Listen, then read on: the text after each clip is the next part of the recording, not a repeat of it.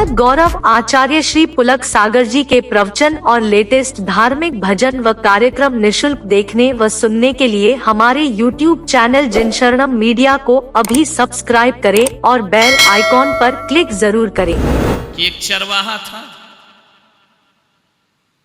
जंगल में अपनी भेड़ लेकर के पहुंचा।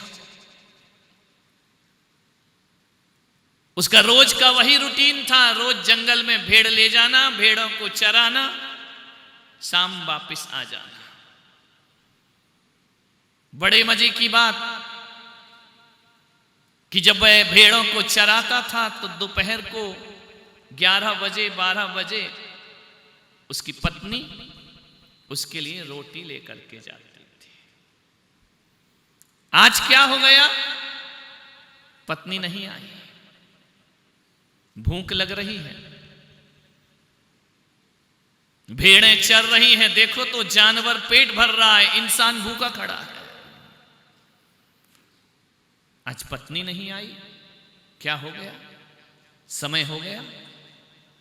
लेकिन दुर्भाग्य था कि वो चरवाहा निपट बहरा था, उसे सुनाई नहीं देता था, बधिर था, जन्मजात बहरा था। उसने देखा कि पत्नी आज भोजन लेकर नहीं आई। एक तरफ तो भूख है, दूसरी तरफ चिंता, कहीं बीमार तो नहीं तो वो कभी आना छोड़ती नहीं है। कुछ ना कुछ मुसीबत उस पर जरूर आई है, या तो वो बीमार पड़ गई या कोई संकट आ गया। कुछ ना कुछ तो पत्नी के साथ हुआ है। इधर भूख की चिंता, उधर पत्नी की चिंता। उसने देखा कि क्या करूं, इतनी सारी भेड़ दोपहर को वापस भी नहीं ले जा सकता हूं, वरना मैं तो भूखा हूं ही, ये भेड़ें भी भूखी लौट जाएंगी। उसने देखा कि एक लकड़हारा लकड़ी काट रहा है। उसने कहा ये अच्छा है, चलो ये भेड़ लकड़हारे को सौंपता हूं और अभी जाता हूं और खाना लेकर वापस आता हूं, पत्नी को भी देख लूंगा, भोजन भी ले आऊंगा, भेड़ की रक्षा ही लकड़हारा कर देगा। गया लकड़हारे के पास, ओ भाई मेरी पत्नी आज भोजन लेकर नहीं आई है और मुझे भोजन करना है, घर ज्यादा दूर नहीं, मैं अभी जाता हूं अभी आता हूं, तुम मेरी भेड़ों का ध्यान रखना। दुर्भाग्य तो देखो, वो लकड़हारा भी बहरा, वज्र का बहरा, उसे सुनाई ही नहीं देता है। लकड़हारे ने सोचा कि ये मुझसे कुछ बोल रहा है, सुनाई तो उसे भी नहीं दे रहा है। उस लकड़हारे ने कहा कि मेरे पास गप लगाने का समय नहीं है, मुझे लकड़ी काटने दे, जा जा जा। अब ये बहरा समझा कि ये कह रहा मैं देख लूंगा, तू जा। बेचारा दो बहरों के तो यही हाल होंगे। वो कह रहा कि जा, मेरे पास टाइम नहीं, मेरे पास वक्त नहीं, तू जा यहां से, मुझे लकड़ी काटने दे। वो समझ रहा है कि ये बोल रहा है कि तू जा आराम से, भेड़ मेरे हवाले कर दे। दो बहरे, चला गया लौट के, बहरे उनके हवाले करके। थोड़ी देर बाद गया, घर गया, खाना आना खाया, पत्नी को देखा ठीक ठाक है, नहीं आई, कोई बात नहीं, थोड़ा सिर दुख रहा होगा, एक का दुख रहा है, चले गए कमरे में।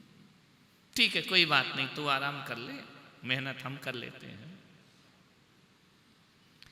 लौट करके आया, उसने देखा एक एक भेड़ गिनी, 1 2 3 4 100 की 100 भेड़, एक भी गायब नहीं। उसने सोचा, उस बहरे ने, चरवाहे ने, कि आदमी तो ईमानदार है, लकड़ी भी काट रहा है, मेरी भेड़ की रक्षा भी कर रहा है। ऐसे सज्जन पुरुष आजकल मिलते कहां हैं? एक भी भेड़ गायब नहीं। देखो भ्रम देखो, जबकि उस बहरे को पता ही नहीं है कि मुझे करना क्या है। और ये बहरा कह रहा कि बड़ा सज्जन आदमी है, इसके जैसा इंसान नहीं मिलेगा। आज की दुनिया में परोपकारी मिलते कहां हैं? जो है वो सब स्वार्थी होते हैं। ऐसा देवता जैसा आदमी, चलो मुझे इसे धन्यवाद देना चाहिए। वो बहरे के पास गया, लेकिन फिर चरवाहे के मन में आया कि खाली धन्यवाद भी देना अच्छा नहीं है। 100 भेड़ें हैं, उनमें से एक लंगड़ी भेड़, इसको धन्यवाद में भेंट कर देता हूं। लंगड़ी भेड़। कई ऐसे कंजूस मक्खी चूस होते हैं ना, जो नोट कहीं नहीं चलता वो मंदिर में चलता है। खाने के चावल अलग, पूजन के चावल अलग। ये कंजूसों की कहानी है। इससे मोक्ष पाना चाहते, ये मोटा चावल, सस्ता चावल, ये अक्षय पद चाहिए, इनको चावल में भेदभाव करते हैं। भगवान ने कहा था कि आत्मा और शरीर में भेदभाव करना, ये चावल में भेदभाव करते। एक बात बताओ, कभी भी दान देने का अवसर आए, तुम अच्छी चीजें देते हो या कचरा? जो यूजलेस दे दो, जो ना भावे आपको दे दो बहू के बाप को। ध्यान रखना, हम दानी हो जाएंगे। जो अपने को अच्छा नहीं लग रहा किसी को दे दी। एक्स्ट्रा का दान करते हो आप, विचार करिए। कहीं उपहार देना हो तो कचरे वाला देखते हो। मन की वृत्तियां हैं, ध्यान रखिए, अच्छा वाला थोड़ी देखते हो।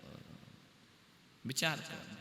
यदि कहा जाए ना पर्युषण पर्व है, अब ये एक दूसरे को साड़ी प्रदान करे। एक बात ईमानदारी से बताना, जब अलमारी खोलोगे तो महंगी साड़ी दोगे या कचरा साड़ी दोगे?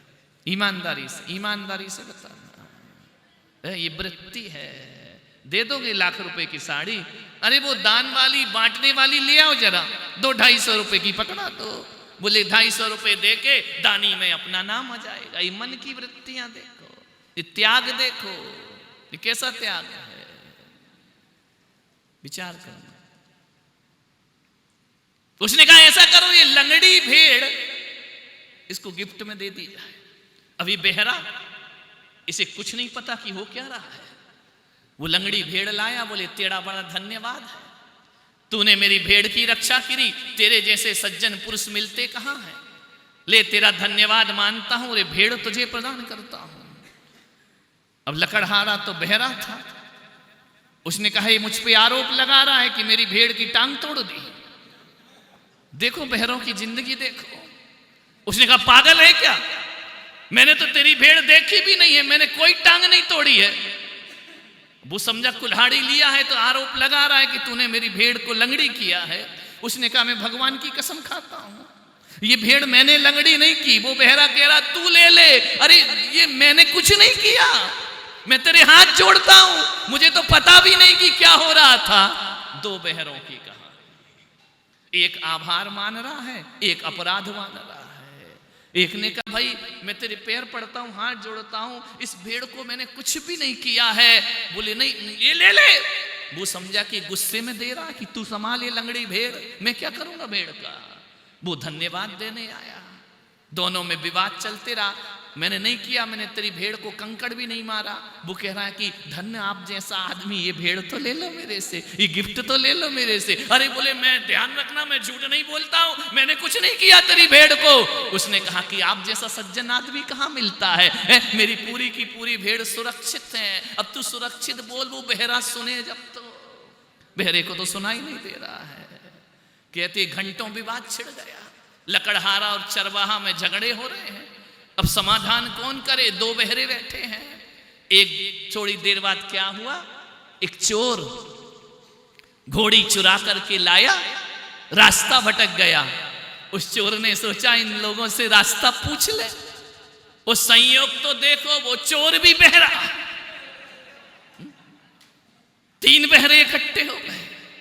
उस चोर को भी नहीं सुनाई देता। उसने कहा इनसे पूछ ले कि रास्ता कहां जाता है। उसने कहा ये रास्ता कहां जाता है। अब दोनों बहरे क्या सुन रहे हैं।